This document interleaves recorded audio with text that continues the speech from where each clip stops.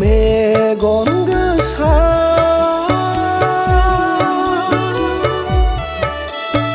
सुथुरफोरनि खैसारा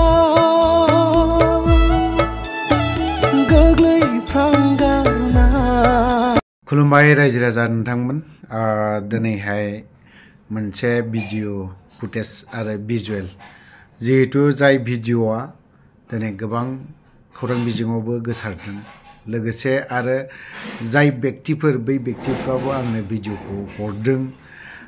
जाखिनि सावरायनाय बै सावरायनाय माखासे हाबाफोरखौ होयोब्ला जोबोद दुखुनांथावना जायनि जाहोनाव आं बेखौ बिनि आवाजखौ खोन्थानो सानाखै आरो खोन्थानायबो नङा जेब्ला जोंनि सारा उदां जाना फैगोन अब्लाना बेफोर भिडिअ फुटेजनि आवाजफोरखौ हानाय बायदिखौ होनो नाजागोन हायियाव दोनगोन थ' जायखियानो जाया मानो देहाखौ नायनो थाखाय दिनैहाय मेडिकेल कलेजावहाय सार रन्जन दैमारिया दिनै चेकआप खालामफैदों देहा एसे बैसो जाबाय नालाय ओंखायनो एसे एनै थ' बिजों लोगोसे बिनि बिनानाव डक्टर अनजालि दैमारि मेडामाबो दंफायोमोन लोगोसे इउनाइटेड फराम अफ एक्स एन्ड बिनि उदालगुरि जिल्लानि दैदेनगिरिफोर दंफायोमोन थ' मेन बाथ्राया सारखौ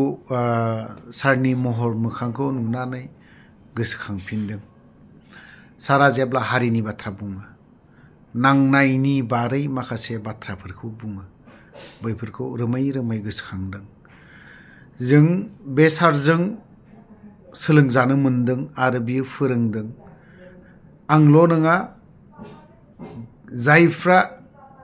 बांलादेशआव सारनि खाथियाव क्ल'सआव थानानै फैनाय गोबां खोथा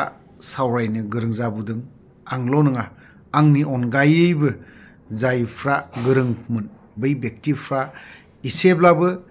पलिटिक्स बाथ्राफोरखौ एसेब्लाबो बुंनो रोंदों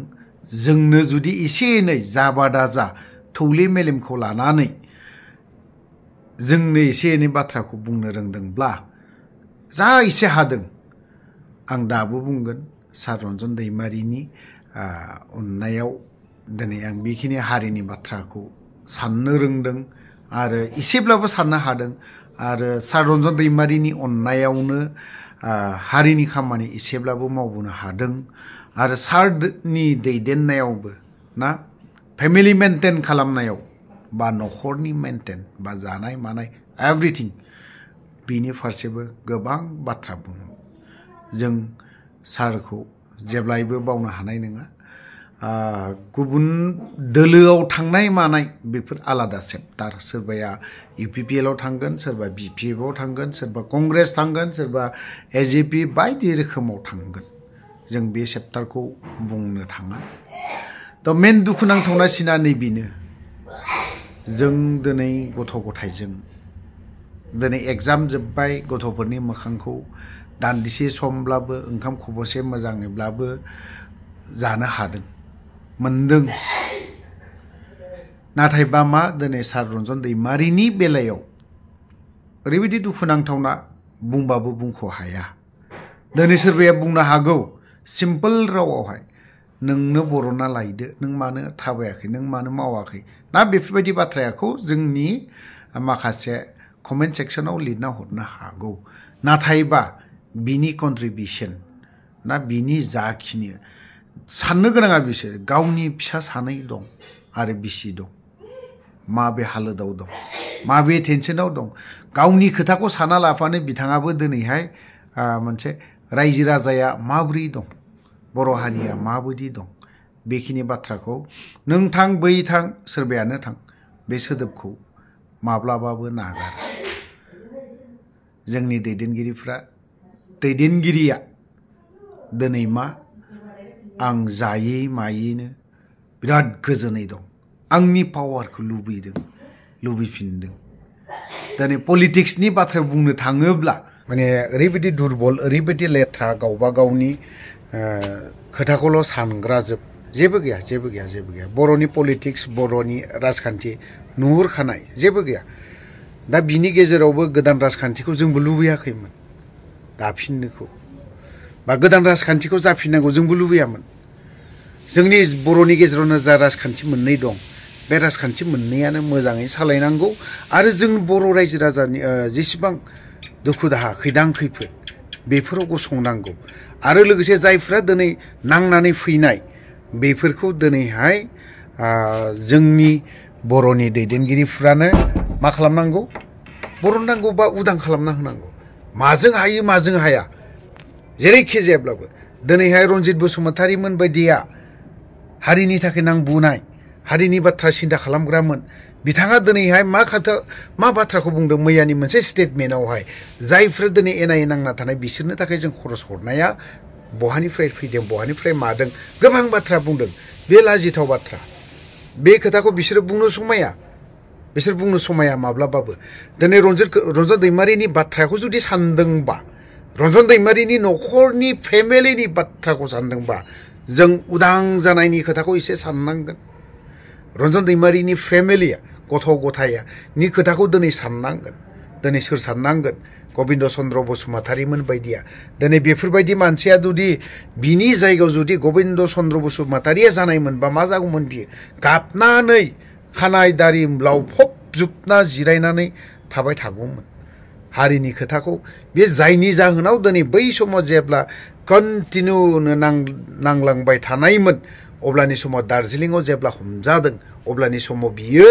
गबिन्दनो बुंना लानाय जे आंखौ उदां बरनाब्ला जेआरनिफ्राय जुदि बरनाबा आंखौ मोननाय नंलिया माने सारेन्डार गावखौ गथायसिगोन गभर्नमेन्टनो बेफोरबायदि तो गोबां बाथ्रा ओंखारो दिनैहाय दुखु नांसिनदों जे जाय मानसिया जाय दैदेनगिरि रन्जन दैमारि सारनि प्रति जुदि एसेबो सानाबा सोरबा हाग्रामायानो होन सोरबा प्रमद बर'आनो होन खुगायावल' जों बरनगोन होनना बुंबा जानाय नङाथ' दिनै जायफोर बिएलटिनि आमोलाव जायफोर दिनैहाय जेलाव थानांनाय बै व्यक्तिफोरनि केसखौबो दिनैहाय उइद्र' जादों एनडिएफबिनि आमोलावबो जायफोर दिनैहाय गोबां केस नांनानै थानाय बेफोरखौ प्रमद बर'आ 100% नायनांगौमोन दिनै बिनि प्रतिथ' जेबो साना जों सरासनस्रायै जानो हागौ जोंनि बाथ्राखौ प्रमद बर'आ खोनासङो जोंबो मोनथिगौ कयेकथा बाथ्राखौ जों बुंथावै बाथ्राफोरखौबो जों बुंनो गोनां जानानै फैदों बिबो दिनैहाय जोंनि जाय बाथ्राखौ बुंनाङि बाथ्राखौ बुंनायाव खोनासंनो गोनां जादों हजम खालामनो हायैफोरबायदि थानो गोनां जादों दिनैनि दिनाव आं बेफोर बाथ्राखौ रिपिट खालामफिननो गोसो जायाखै बयनिबो देरसिन दुखुनांथावनासिन जेबो गैया आरो रायजो राजाया दिनैहाय नाब्ला सारखौनो रन्जन दैमारि सारखौनो दिनैसिमबो नेनानैबो दं आरो नेनानैबो थाबाय थागोन जायनि जाहोनाव दिनै रन्जन दैमारि सारा रायजो राजा माबोरै दं जाय नायनो थां जायखि जाया लोगो हमनो थां रायजो राजाफोरखौ मोजाङै लाखि बेफोरबायदि बाथ्राखौ बुङो रायजो राजाखौ मोजाङै आखायाव ला मोजां कनभिन्स खालाम मोजां बुजाय मोजां बुं माबोरै दं होननानै बेखिनि बाथ्राखौ रायजो राजाखौ जेब्लायबो खबर लायो जेब्लायबो जायखि नायनो थाङा मानो बिसोरखौ खबर लाहैबाय थायो गोलाव बाथ्रा बुंबाय प्रमदनि सायाव गबिन्दनि सायाव बुंबावनांगौ जेबो गैला होननानै आं सानो बुंबावगोन तो गोलाव बाथ्रा बुंबाय गोबां खोथा बुंबाय बावहाय जुदि गोरोन्थि जादोंब्ला क्षमा बा निमाहा बिनानै आं बावहायनो दोनथ'बाय रन्जन दैमारि सारनि माखासे भिडिअ फुटेज दं बेखौ नायना लानि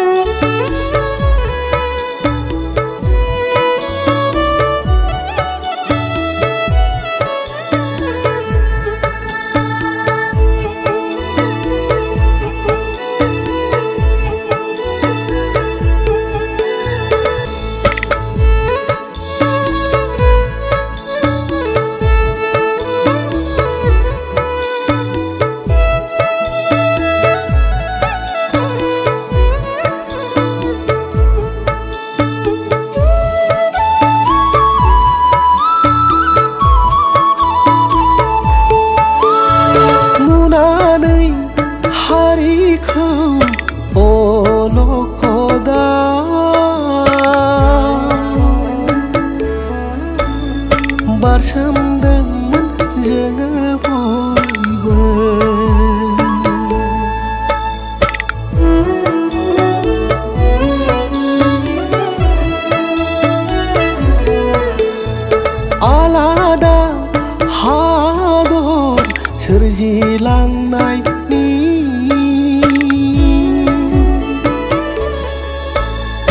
आवगायलांदोंमोन जों खौसेयै दोंसे लामाजों मेगन गोसा